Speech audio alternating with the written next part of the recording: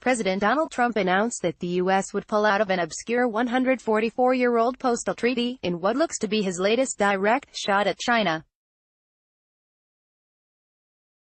The Trump administration announced Wednesday that the U.S. would leave the Universal Postal Union Treaty, an agreement from 1874 that helps to standardize postal rules among the international community.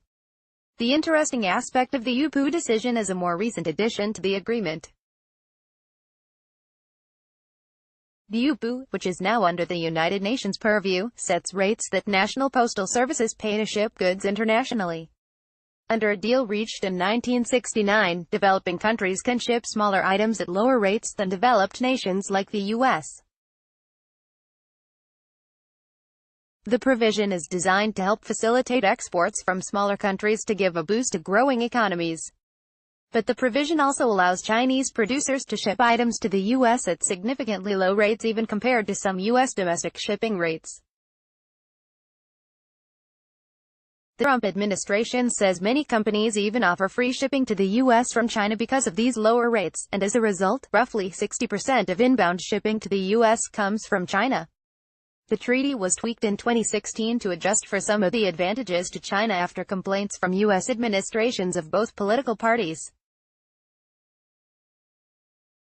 But the Trump administration argued that the changes were insufficient and the Chinese still received special treatment. It also said that cheaper rates incentivize the purchase of knockoff or counterfeit goods from China. Peter Navarro, Trump's uber-protectionist and anti-China advisor, attacked the UPU as part of a Financial Times op-ed in September. Consider this: it costs more to ship a package through the U.S. Postal Service from Los Angeles to New York City than it costs to ship that same package from Beijing to New York, Navarro wrote. This inequity puts American small businesses and manufacturers at a severe competitive disadvantage. The decision to remove the U.S. from the treaty represents another strike at China in the ongoing trade war, as the Trump administration attempts to force the country to make major economic changes and reduce the U.S. trade deficit with the country. The highlights of that trade fight have been the tariffs each country has slapped on the other. Trump has imposed tariffs on just over $250 billion worth of Chinese imports coming into the U.S. and has threatened tariffs on another $267 billion.